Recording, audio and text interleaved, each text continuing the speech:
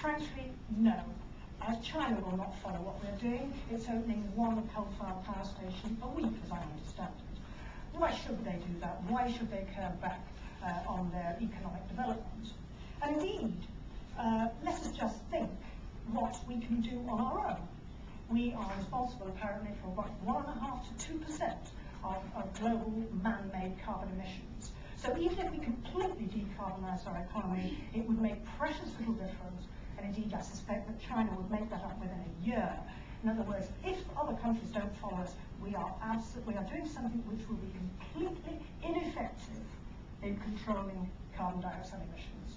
In other words, at the heart of all this climate change policy, I think there are three highly suspect assumptions, and yet we'll be paying for it. And what gets me is when people talk about temperature increases, and I say, as far as I understand it, there hasn't really been one for the last 10 years, then they're always referred to by the alarmists as dangerous. I don't know if any of you have been on the Diector website recently. It's a sort of thing that sad people such as myself do on a Sunday evening. And I don't know, I always remember the Hancock half hour when it was on a Sunday afternoon, wasn't it boring, and oh, so-and-so just walked out of the front gate. Well, it's a bit like that. It's similar when you go on the Diector website. But it always goes on about dangerous global warming. And of course, where does it get all this dangerous global warming from? It gets it from the projections of the Intergovernmental Panel on Climate Change, the IPCC. Now, the IPCC was set up in 1988 by two United Nations agencies. One was the World Meteorological Organization, and the other was the UN Environment Programme. And it always, right from the start with the IPCC, there was this evangelical environmentalism behind it. It is essentially a political organization, not a scientific one. It is sometimes portrayed as an independent scientific organization, but that is not true, and most of its appointees are actually appointed by governments with, of course, their own political agendas. So I think that's the first thing to say about the IPCC. I think the next thing to say about the IPCC is actually to look at its so-called projections. And what they do, they don't actually forecast. But what they do, they build scenarios, and they try and compare and contrast what will be happening with temperature change by the last decade of this century, in other words, 2090 to 2099, not that any of us will be here, with actually the last 20 years of the 20th century, which was the 1980s and 1990s. And of course, the 1980s were quite a cruel decade, just remember that. And they come out with a whole series of estimates as to what the increase in temperature will be by the late 21st century. On one scenario, they say their best estimate will be an increase of 1.8 degrees centigrade compared with the last 20 years of the 20th century. 1.8. That doesn't sound too dangerous to me. Call me old-fashioned if you will, but that sounds really rather pleasant, especially after the summer we've just had. I've actually given quite a lot to have the temperature at 1.8 degrees centigrade, a bit warmer than it was. And then, of course, on its upper limit, they talk about an increase of 4 degrees centigrade by the end of the 21st century, which does suggest to me that would be a more fundamental change. But it is almost as if whatever projections they have is always on the alarmist side. And there isn't a suggestion that perhaps it could be that it might be more 1.8 than 4. Who knows? But obviously, those different scenario projections do call for different policy responses. And I think the final thing I would say about the IPCC before going back to British policy on climate change is actually how they do their scenario building. Because, of course, my background is all economics and statistics, and I find such things really quite fascinating. I like to work out how they can forecast or project things over 100 years. Well, they start with various assumptions they fit into their scenario. On economic growth, on demographic change, on fuel use, all those things, no doubt. The price of oil, well, who would have thought the price of oil would have touched $147 a barrel this year? Very few people. And then they've got those assumptions, they feed them, and they calculate the changes in the carbon dioxide emissions. And then when they've got that far, they put them into this climate change model, which no doubt is a very complex and wonderful model, but nevertheless fails to really replicate just how the real world of climate change, which is apparently so complex it is untrue. climate change model, but I do feel as I have a little competence in economic forecasting. And indeed, I will tell you this, it makes you into a very humble person.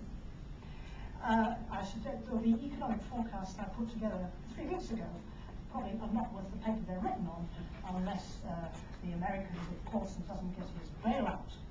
And it just tells you that even forecasting a year ahead, 2 years ahead, is fraught with uncertainty and difficulties.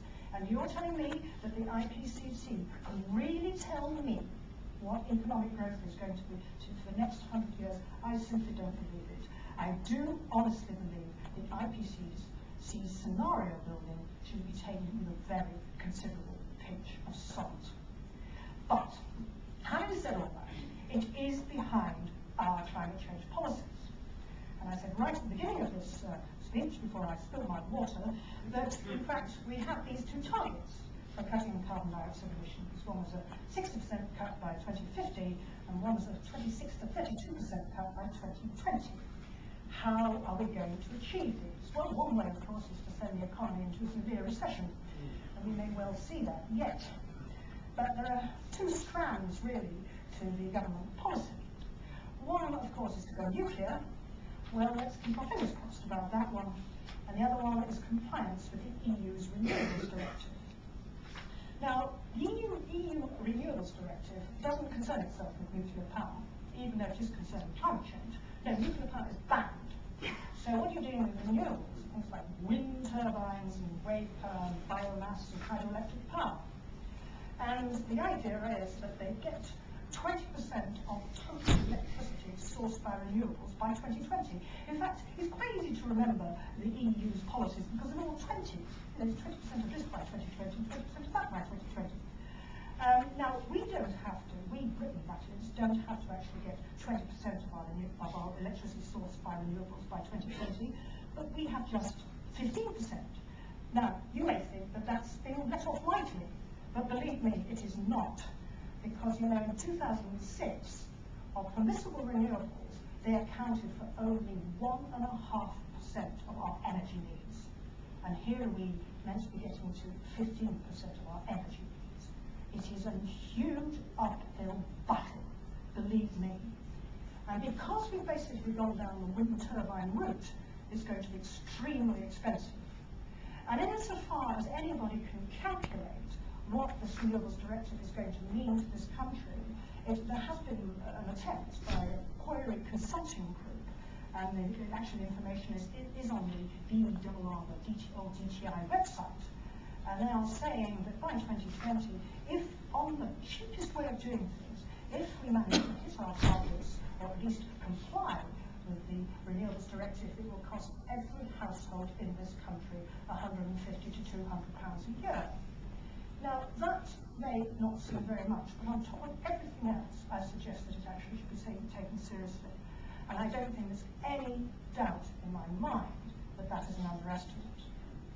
But there's more to try to comply with this renewables directive than that. It's not just the cost. As you know, as I've just said, a lot of this is because of we're going to go down the route of wind turbines. And I don't know if you remember the Prime Minister talking about his great renewables policy in June of this year, when he was talking about an extra 7,000 wind turbines to be built in this country. 7,000, I think 4,000 offshore and 3,000 onshore. Well, again, I am reliably informed by just about everybody in the industry that this is physically impossible. And I'm also reliably informed by people who know about these things that even if we built those 7,000 wind turbines, we would still miss our 15% target of sourcing our energy needs from renewables.